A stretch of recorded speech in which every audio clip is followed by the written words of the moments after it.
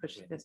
Okay, first I want to say this is, all of the science is really amazing. When I was in the commissioner's office 10 years ago, and they came in with a picture of a box with a funnel and an arrow going out and said, we want to develop a body on a chip. And all of us just in the commissioner's office just said, okay, all right, you know, and I wish Dr. Pilata was here today to see everything that he did and Dan Tagley did as the two real pioneers in pushing this technology forward. And it's really amazing for a regulator to see all the potential new tools that we can have to get new products on the market. So I have the privilege of giving you the stats. We had a lot of attendees. Thomas was worried about it. Probably he shouldn't have been. We had 667 registered, 450 in person, 215 online. A lot of FDA people were online because we're barely getting to travel, but they didn't want to miss this. So they were all crowding together around computers and taking advantage of looking at this. 303 academic and government, and some of those in person, some online, 255 industry, some in person, some online, and 107 students, really the future of this whole technology. And I'm glad that Kat does so much to encourage students. The next one is you can see, we have them from all parts of the country, not only the United States, 413 people, and really we're just starting to travel too. So this is only my second time out of the office in 2.5 years. So, but I won't read all the countries. You can see it. You heard all of the partners in there, and I think people Arlena, they're going to have email addresses for people if they wanted to actually think about partnerships. I know we do a lot of partnerships at FDA. CRADA is where we bring your technology. We have lots and lots of chips in our labs to learn about chips, and research collaboration agreements. So if you've got a good idea, come give a seminar at FDA and introduce your chips to us, and sometimes we adopt them. The abstracts, they had a lot of abstracts. Is this your part now? A lot of abstracts, many from young investigators, which I think is really neat, and 142 speakers, some invited, some selected from the abstracts, 164 posters and 24 posters online. That's a lot for a meeting that, you know, we're putting together, and it's a lot, and it's a lot of great data. And I think that's it. And again, I'll just say thank you on behalf of FDA for developing really great tools that we are anxious to use in our application. Thanks, Dan, for being a great partner too. So.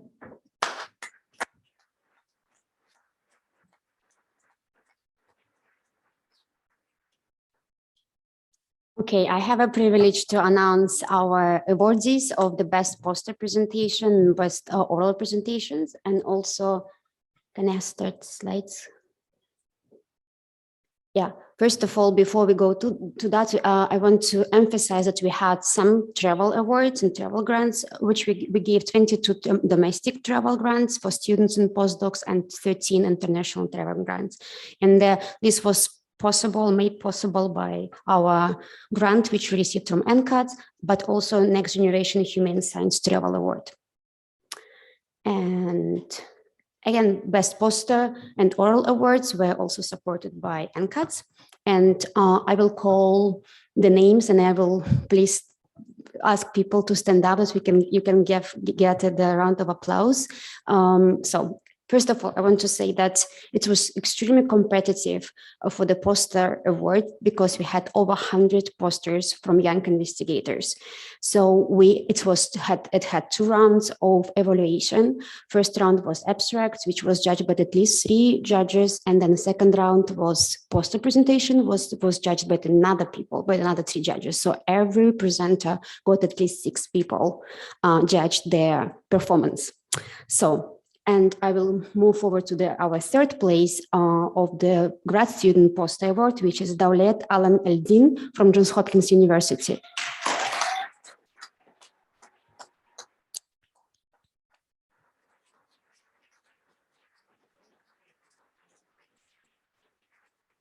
And our third place postdoctoral or young investigator poster award goes to Julia Marti from University of Tübingen.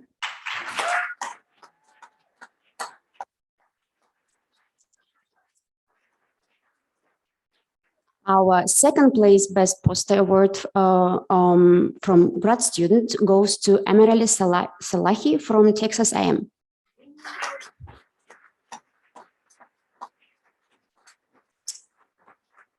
And our second place for the Best Poster Award by Young Investigator Presenter goes to Lauren Richardson from University of Texas Medical School.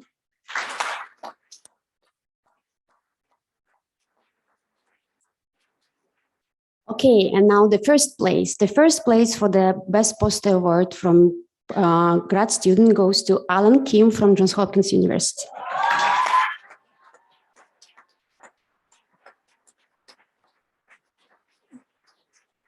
And the first place for the Best Poster Award by the postdoctoral trainee or young investigator goes to Alice Stanton from MIT.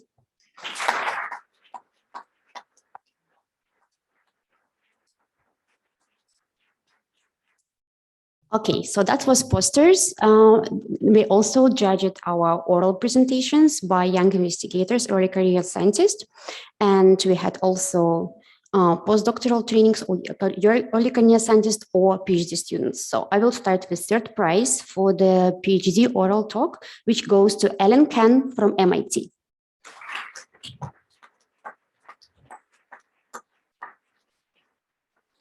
Sorry, it's postdoc. I misread. I'm sorry. Now I'm going to grad students. So the third place for the best talk by the grad student goes to James Trondalon from Texas MI. Good. Okay. Second prize for the postdoc or early career presenter goes to Jeremy Huang from MIT.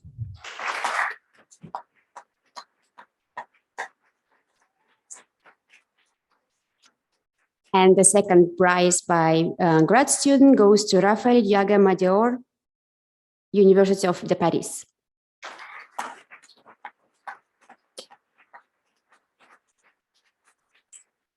Okay, and now the first place. The first prize for the best oral presentation, well deserved, go to Lauren Richardson from UTMB.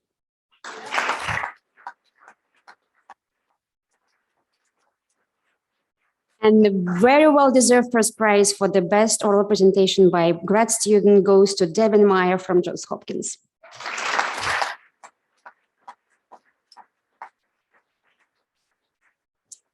And we also had a competition which was supported by ESTIF.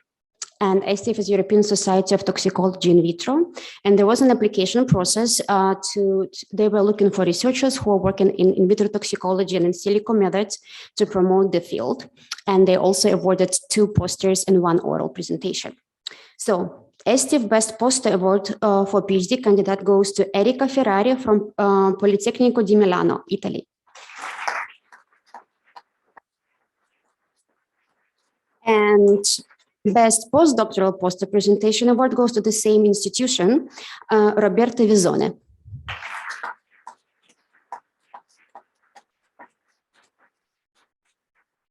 And the Best ESTIF Oral Presentation by Early Career Investigator go to Carolina Romero from Johns Hopkins.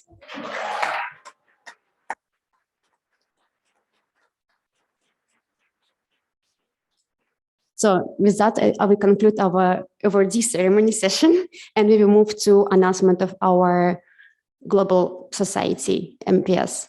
Then.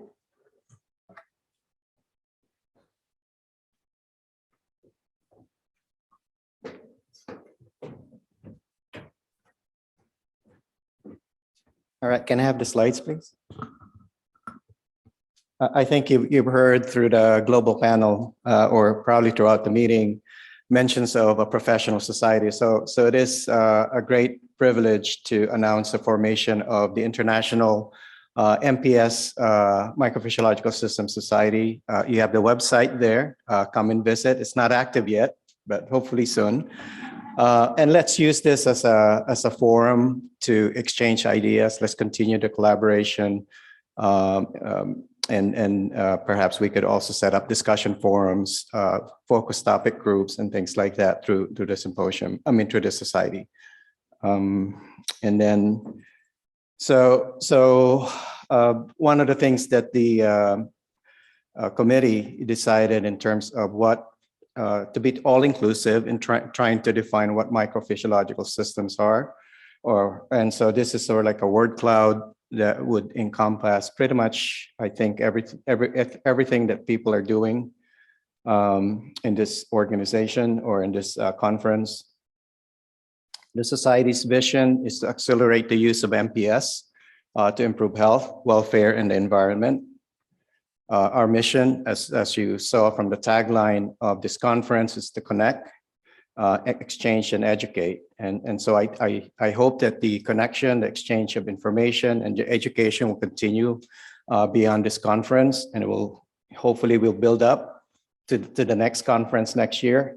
Let's not forget about the networking connections that we forge at this conference and continue those kind of interactions.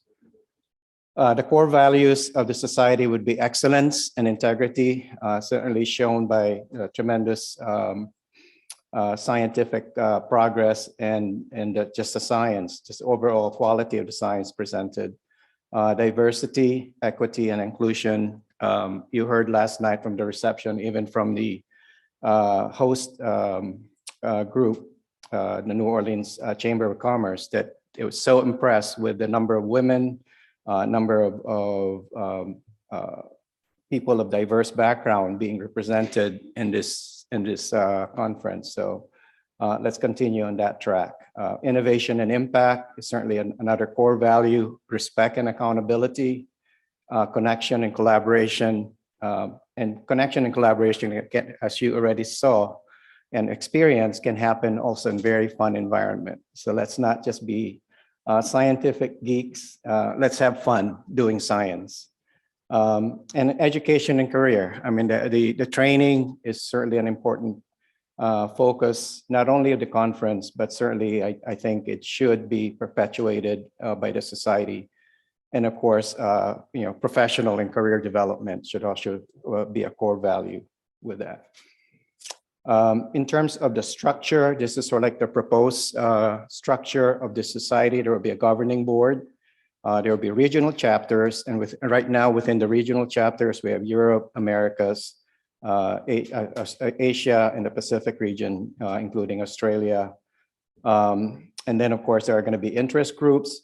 There's thematic interest groups, ADME, DMPK, PBPK, disease modeling, toxicology, drug discovery, and then personalized health. We will have an interest group also on policymakers and regulators, NGOs, as well as industry. I think it's your turn. Yeah, and as Don already mentioned, it was a work of a committee which we established in preparation toward the Society, and this was MPS Society Organizing Committee, and I would like to thank all these people who were working hard with us on creating the vision, mission, core values, working on our structure and how we can implement our thoughts in the action. And so these people will work hard, and they will continue work hard this afternoon. We have a satellite meeting for us, it's not over.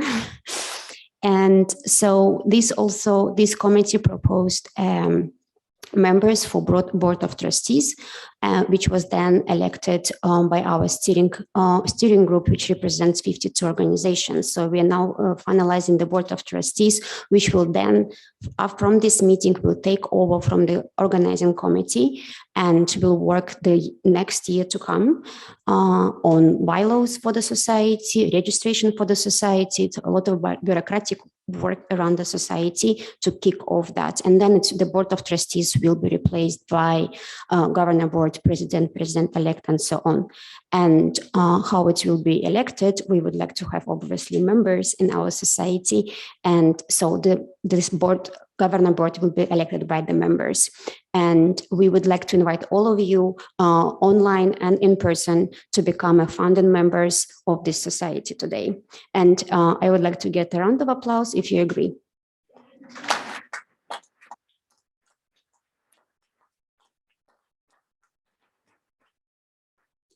I will not ask for round of applause if you disagree. Move forward. Yeah, we will have individual members, but also we are looking for corporate members, organizational societies, and also donors. And stay tuned. Our site is under construction, but it will be up probably next week, where you will find more information. Also, our board of trustees and our plan for the next year and years to come. Thank you.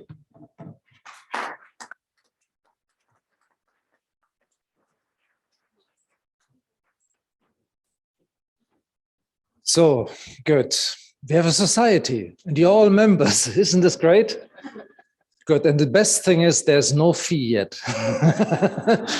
Okay, let's come to the next highlight, which is Berlin is coming. And with Berlin, I asked Uwe Marx, one of the 3 co-hosts of the Berlin event for next year, to tell us what they have up their sleeves.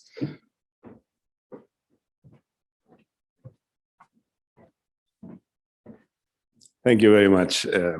First of all, I would like to thank Dan and the NIH for making all these sponsoring the first 3 congresses, and the entire committees which you have seen, and everybody who has been here to set the bar at that high here in New Orleans. And then I would like to thank you that you decided to have the 2nd Congress in Europe, and specifically would like to thank you that this will be in Berlin. Because ich bin ein Berliner, and I can pronounce it like John F. Kennedy. Ich bin ein Berliner. Who of you in the room knows that phrase from the historical date? No, not everyone. We have quite young people. That's why I'm asking. But probably not everybody, even of those who know the phrase, know the speech. But the date is important. It was June 26, 1963, as you see there. 1 year later, I was born, exactly 1 year later, in Berlin. So my mother was so impressed that, okay, let's do it. So we will come back to the date a little bit later. But maybe one of the incentives to make it in Berlin is because in Berlin we have already a certain background in MPS, and that background comes from the fact that I spent nearly all of my conscious life in Berlin, and finally was able in 2010 to acquire a multi-organ bioreactor program from the Ministry of Education and Research in Germany, 10 million for 10 years under 2 conditions for my vision to build humans on a chip. The first condition were come back from the industry, my own founded companies, and go back to any of the universities, build that thing in the university, and then and the second one is make it available in medicine on commercially viable. So that were the two conditions, and I decided and find a wonderful environment at the Technische Universität Berlin, at the Department of Medical Biotechnology of the Institute of Biotechnology, where we started in 2010 and immediately founded the company in order to really make that second condition happening.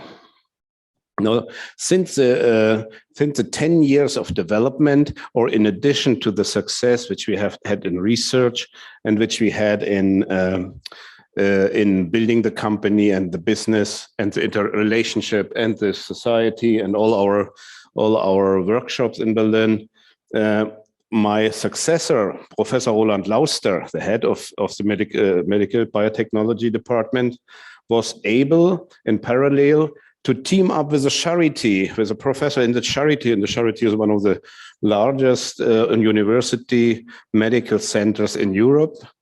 And they decided along that path to come up with an interdisciplinary research center exploring MPS technologies and modeling and AI technologies. And they called it der simulierte Mensch, the simulated human, to revolutionize cancer therapies, first in the Charité and then abroad, shift the paradigm in transplant therapies, and reduce and replace animal tests in basic research. So along our developments with the MPS, MPS were coming from other parts of the world, also to Berlin. It is a research hub in Berlin.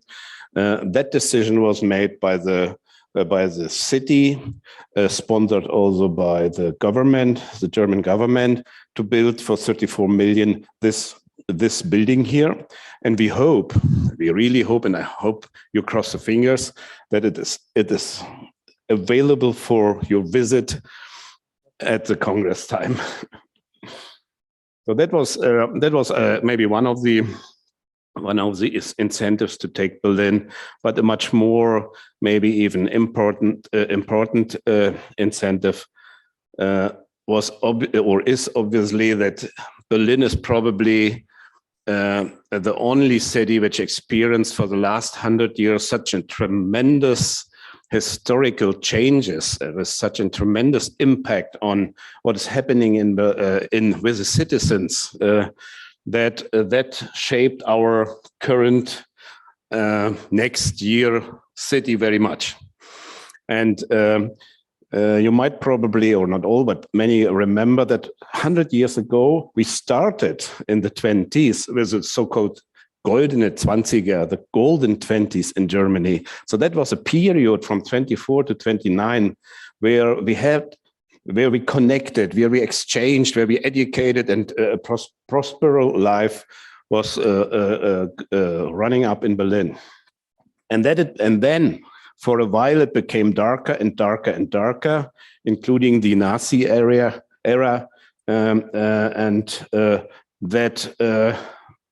after the end of the war, it immediately turned into the Cold War. And the most traumatic then situation for the Berlin citizens was the wall which divided the city into two parts. I like schematically put these two parts here in blue and in red. So at that time, nearly no connection and no exchange was possible with the eastern part of the city, and that is really a traumatic, and I would say humanity a threat, and a threat for the population there. And there were two important dates and events where the Berliners were fully emotional in a positive way. And these two events were the June 26, 1963, when John F. Kennedy was in Berlin and give his historical speech, giving hope to the Berliners that all can end. And finally, the end of that period in November 9, 19. Oh, sorry for the. Who knows? Yeah, okay, so I can write whatever. I know it's 89, and it is written here. So that was showing that even Germans, Berliners, are emotional and can really be happy.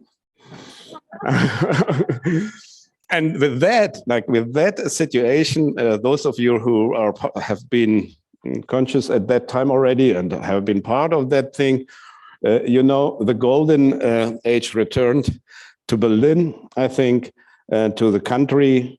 And that's why we thought, why not exactly 60 years after the speech of JFK to start our MPS World Summit in an environment which connects, exchanges, and educates. Due to this history, Berlin has made a huge jump, even in Germany, within Germany, toward a multicultural, inclusive city.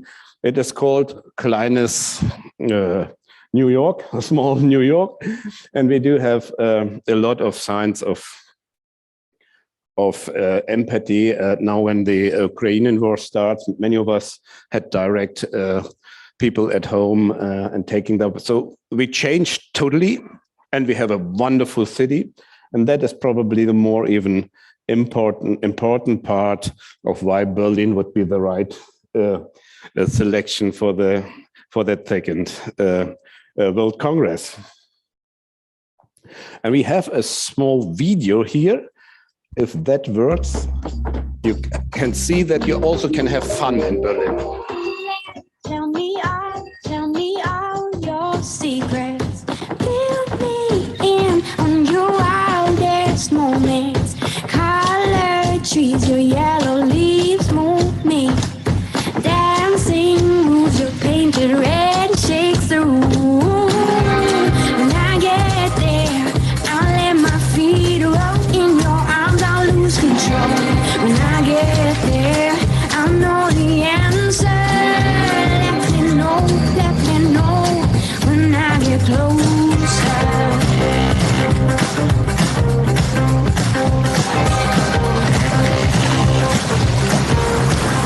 Dancing land, you're my sailing ship. Guide me when you head for your trip. Right out of this wicked black and into bright. Straight toward the warm sun and into his hands. I'll let my roll. I'll break in your arms, I'll lose control. When I get there, I'll know the answer. Let me know when I get closer.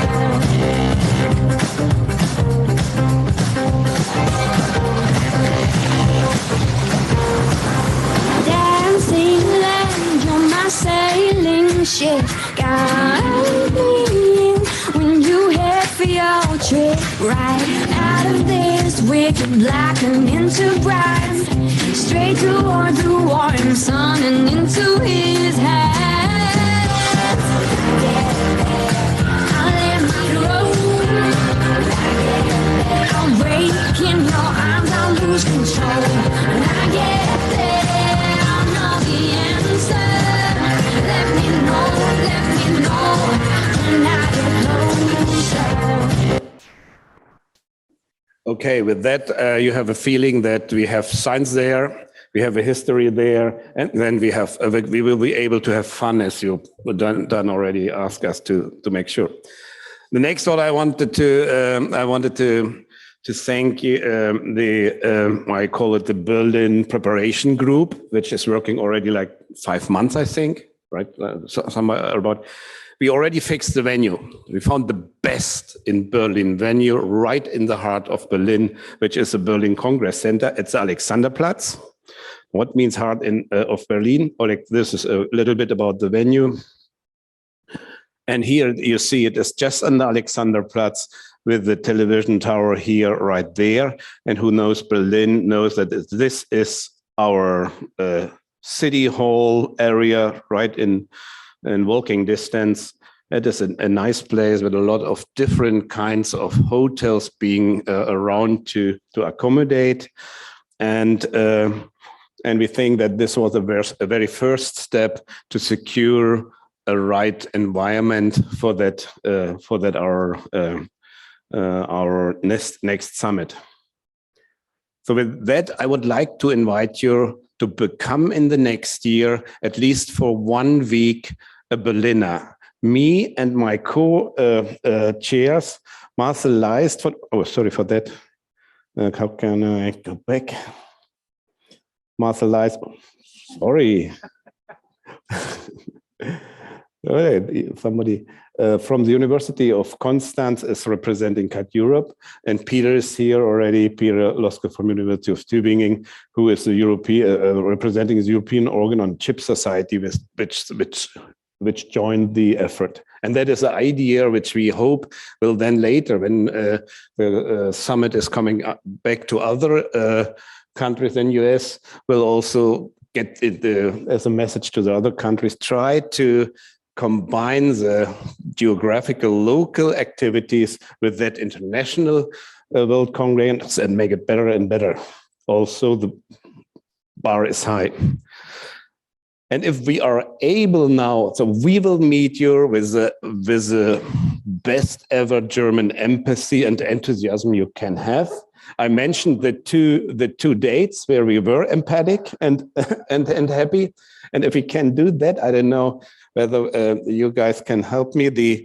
If we can open that link, you will have 20 seconds of John F. Kennedy and the response of the Berliners to his speech.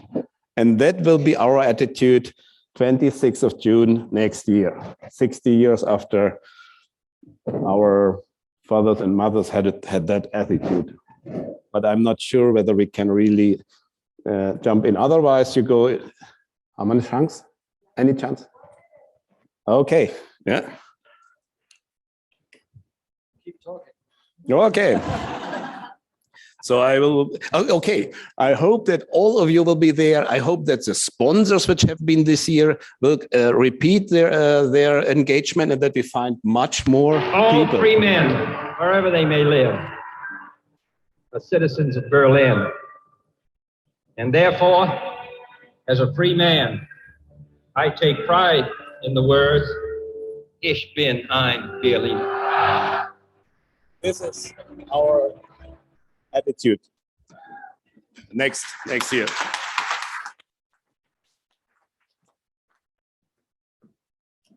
Good. Okay. Uwe gave me another midlife crisis. I realized that on this day, my mother was highly pregnant. I was born the 2nd of September this year. Okay, so I'm enthusiastic about getting this to Berlin as the second place on a journey, which hopefully will continue. Can I have my slides? At the very beginning of this conference, I made a promise to you, and I used Queen. I said, we will rock you. And actually, I think, yeah, we have rocked you. So consider yourself rocked. I think you are now moved into a society, whether you want it or not. But obviously, you can opt out. Yeah, it was for me something quite natural to think about music, not only because of New Orleans. I'm a big fan into hi-fi, as Lena will be sometimes is annoyed about the new headphone, the new amplifier, and whatever I need. And I think our interest here is jointly in hi-fi, because hi-fi stands for the reproduction with high fidelity. This is exactly what we are about. Hi-fi is used mainly in the musical field, trying to produce the best music experience. But what we are trying to do is trying to do the best representation of biology which there is. I'm very much aware nothing compares to the original, as you can see here with Emmeline, if you can touch and have the real thing, but we are trying to come as close as possible to these experiences. We all have different types of musics we like. We have different areas we are using, but it is important that we come together and have a joint interest in hi-fi. Branford Marsalis, he was not born here, but he was raised in New Orleans and is one of the great jazz musicians of our time. He said once, there's two types of music, good one and bad one. And I think we can very similar say there's two types of science, good one and bad one. There's not applied science and fundamental science or medical science and others. It is all about quality. And I believe that in a very important part, mainly in the area of human cell and tissue culture, but also in extension, obviously animals and ecosystem, what we are doing is really game changing. It is about replacing the human cells, which were difficult to get in good quality and quantity, the tumor cell lines of the past, these HeLa cells and whatever, to replace them by something really better, stem cells, bioengineering, the microphysiological systems which bring us together. It is a slide I used earlier today when talking about quality of cell culture. We really have to move away from the irreproducibility of our of the cultures we had so far. The traditional cell culture is simply something which is not serving as soon as we have something better in our hands. And this is the tissue architecture, the organ functionality, the thing we are aiming for, the 3D, the co-culture and perfusion, which is really helping us to overcome many of the shortcomings cell culture had so far. Science is about the type of hi-fi. It is about separating signal and noise. It is really getting some things where we can see better because we have reduced separated signal and noise. And I believe it is in total the investment which is necessary now to produce less noise, to produce more important, more relevant articles, to increase the reproducibility, the relevance of our systems. And I think starting with hi-fi models of the human body and similar, this is a starting point for better science and helping also to get to more relevant things. It is about quality on the way. I'm making a shameless plug here again for good cell culture practices, which was a very important product for us parallel to the development of this conference series and the society. More than 100 people involved in over 8 years developed, just published in January, Good Cell Culture Practice 2.0, because I think this is what we all should be striving for when establishing high fidelity models. Yeah, it takes a village. It takes a ton of people. You see the happy co-hosts here. Susie is here. Don Ingber gave us a beautiful keynote lecture to get us started. I think we all are smiling today, very similar to the photograph here. But the work really was done by others. I praised Lena already several times as she had her finger in every pie possible, which led to this conference. But there's a team behind her. Camilla was from the beginning the partner in crime for getting these things done, and more recently joined by Anwin and Tracy. This is the CUT team, which was doing most of the work from our side inside. But yeah, there's tons of people who believed in it. The organizations, I can only say it once again, 52, 34 individuals on the scientific advisory committee, and one of the committees closest to my heart, the fundraising committee. That's why I put Jay, our committee chair, here up, because they made it happen. They believed in it and did hook others to come in. We had important pre-meetings. These pre-meetings gave visibility. We had more than 700 people attending these 2 meetings. With excellent speakers. These are the chairs of the committee again. It is a larger group of people who help with these programs, and I don't have the time to name them all, but it was a fantastic way towards this conference. We had a local organizing committee, and here the 2 engaged members out of our group, Ben Capielle, David Bode. David has not only contributed to organizing the conference, but he gave it also the swing necessary, starring twice in his fantastic bands. And I think the macro party was not a macro party, this was a giga party, wasn't it?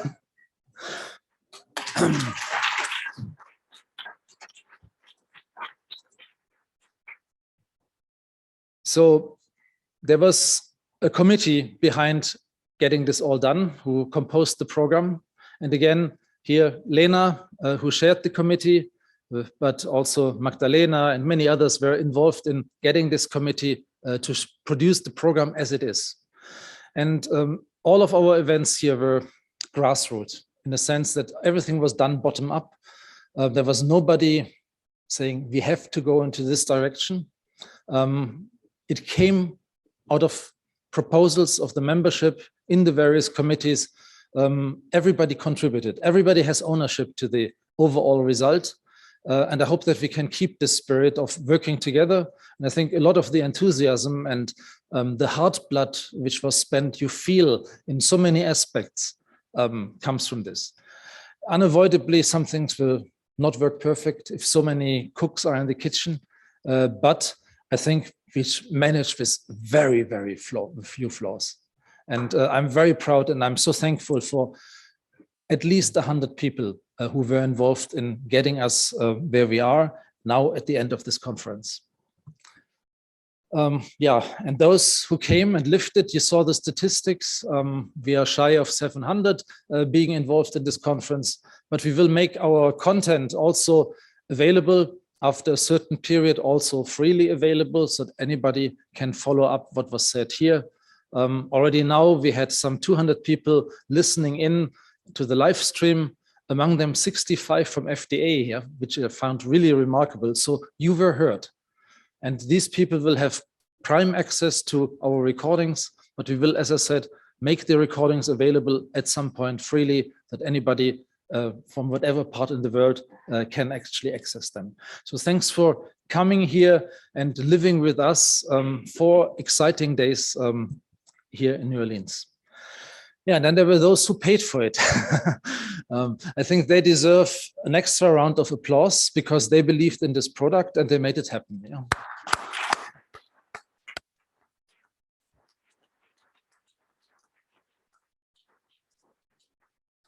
So you see, I think the industry exhibition, which was nicely welcomed by all of you and populated, I think this was really what we could give in return, prominent places all over our programs. And I hope that this was appreciated and we see you all supporting Berlin in 2023.